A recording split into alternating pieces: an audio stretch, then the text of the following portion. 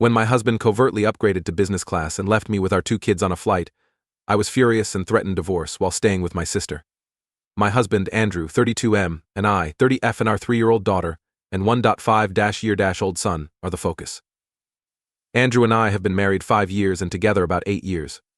Friends introduced us and we grew up together. Everything has gone well, but he still needs parenting lessons. I did most of the work when our daughter was born because Dad was clueless. We had a nanny when we were at work. But when we were home, on weekends and stuff, I did most of the work because he had no idea how to do it and kept saying he was nervous to take care of the baby alone. He learned slowly. I don't mind, but after that, even when our son was born, he struggled to manage 2 kids.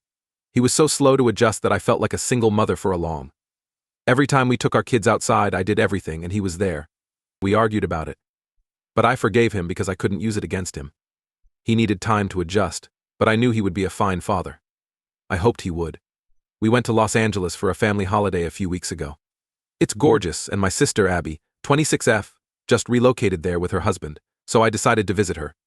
It took weeks to prepare the vacation because traveling with kids was difficult. 2 days ago, we arrived at the airport, and Andrew informed me he wanted to use the restroom and departed. After over 30 minutes, I was scared he wouldn't return, so I called him to inquire where he was. When I called, he answered immediately and tried to avoid answering why he hadn't returned.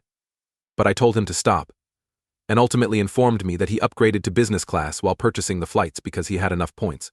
I was furious and betrayed, and I told him this. I was not cool. But he said he knew I wouldn't approve, so he hadn't told me. That dumb thing I said exacerbated my rage. I told him to return to his family immediately since I was outraged that he had even tried to do this, and if he didn't, I would go home with the kids and he could go on the trip alone. Instead of returning. He fought me and argued he deserved a break because he worked hard for the family. He thought I could handle the kids for 3 hours on a short flight.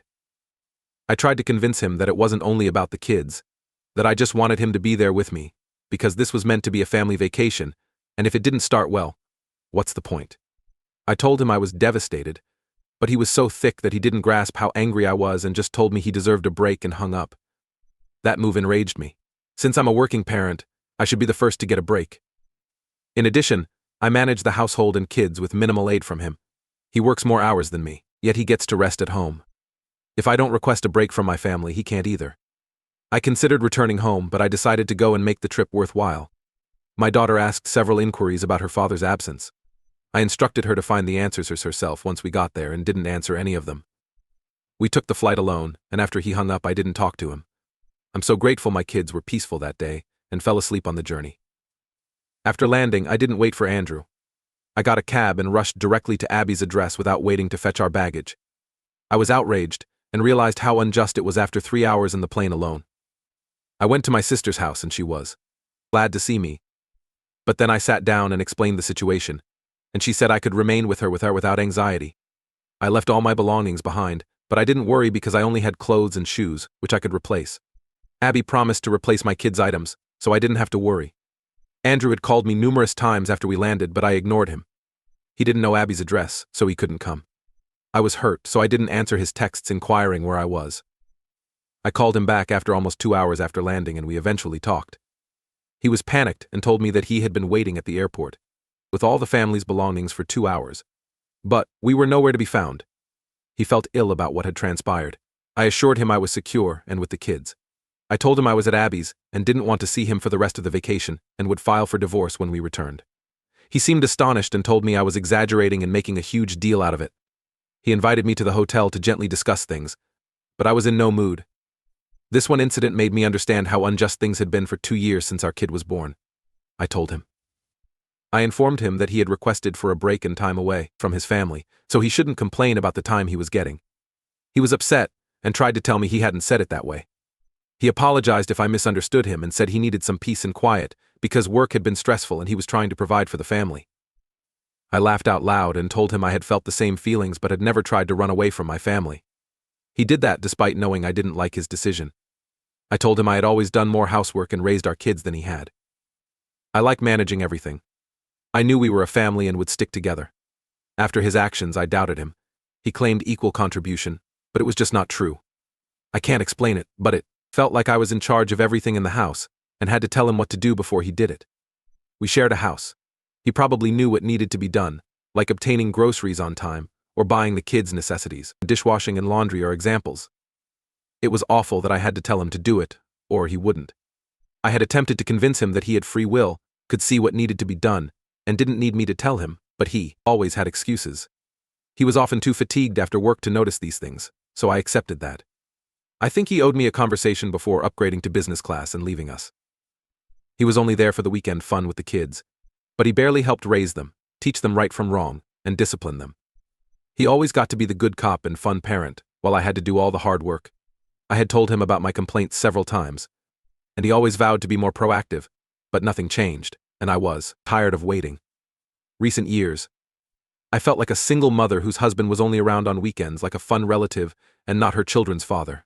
I told him everything and he said he would change again, but I wasn't believing it. I stopped trusting him after the airport incident because he pushed me too far. I told him I wanted him with us, but he quickly ended the call and left me with our 2 kids. I told him to enjoy the holiday on his own, and I would enjoy it mine. Going our separate ways was inevitable. After we returned, I would make sure we lived apart. He needed all the space to himself. After hanging up, Abby said I did the right thing because Andrew had been given multiple chances to change, but he hadn't. After the phone call, Andrew kept calling me and messaging me saying he was sorry and would fix the matter, but I needed to come to the hotel and talk to him. He promised to make things right, but he wanted a moment to talk. After telling me to come to the hotel several times, he offered to meet me elsewhere. He only needed Abby's residence address. I don't want to see him now. I've ignored those messages, but my mother-in-law called 2 hours ago. Since we've never had enmity, I picked her up while she and my father-in-law were on the phone. They apologized to me on Andrew's behalf after hearing about what transpired. I said their kindness was much appreciated.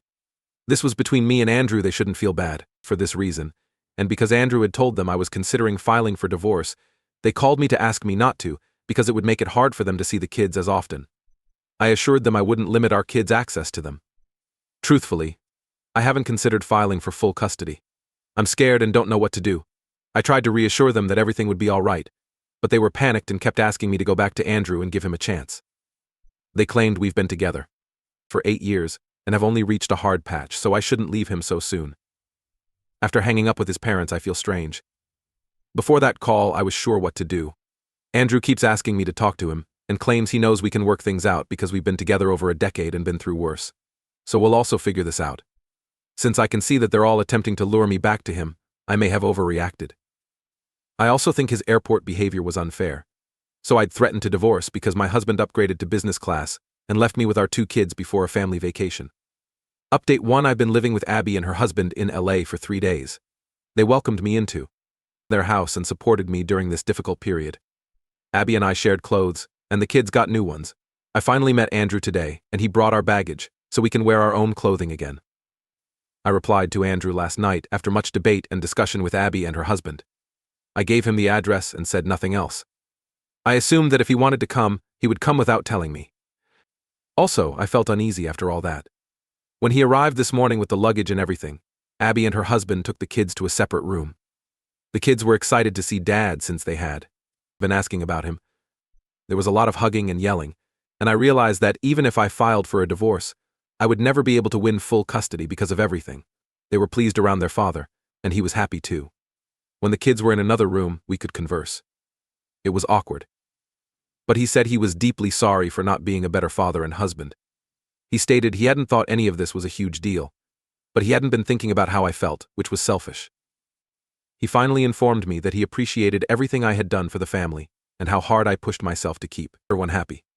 I told him these were lovely things to hear, but I needed actual change and had given him countless chances, but he never took it seriously. Today's predicament was caused by that. I told him that what occurred at the airport had upset me, and that maybe I overreacted, but everything kept piling on and I couldn't handle it anymore. I expected him to go defensive again, but he came to me, kneeled, and took my hands.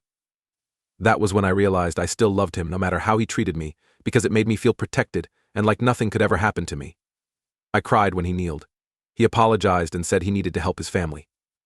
He added that he had made work his life and would come home exhausted and anxious about the future. He was so certain that his earnings weren't enough that he couldn't think about anything else. He even admitted to using anxiety medicine for 2 months due to stress. He told me he didn't tell me to avoid worrying me.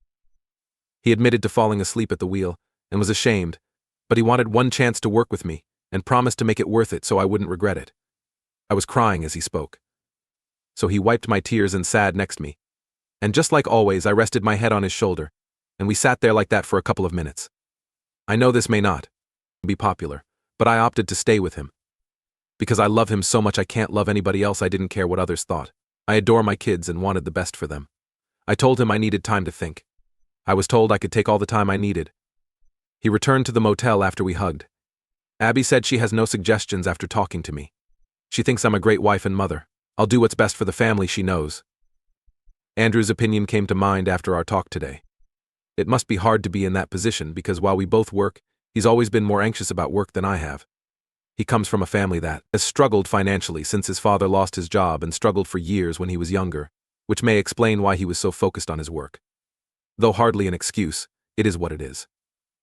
The fact that he had been so stressed out for so long and hadn't informed me because he didn't want me to worry made me realize that we had a communication gap, and if we can solve that, we can move past this. After thinking about it, we'll see what occurs. A number of days have passed since my last update. 2 days after that chat with Andrew, I moved in with him in our hotel room. I finally left Abby's hair with my kids. I thanked her for hosting me and supporting me. She and her husband dropped me off at the motel, and we've been together since. We thought our dispute was disappointing the kids because we had promised them a fun trip and were staying separately. They had little enjoyment. We're doing everything we planned, and the kids seem happier now that we're together. I have a lot of unsolved concerns, but for the sake of the kids, we are trying to focus on being a family. Being there for our kids and making sure they're happy is our top priority right now. He was right, we've survived worse, so we can too.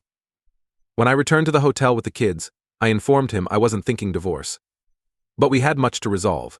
However, when I informed him I wasn't considering divorce anymore, he was so thrilled that he hugged me, lifted me in the air, and did a full whirl.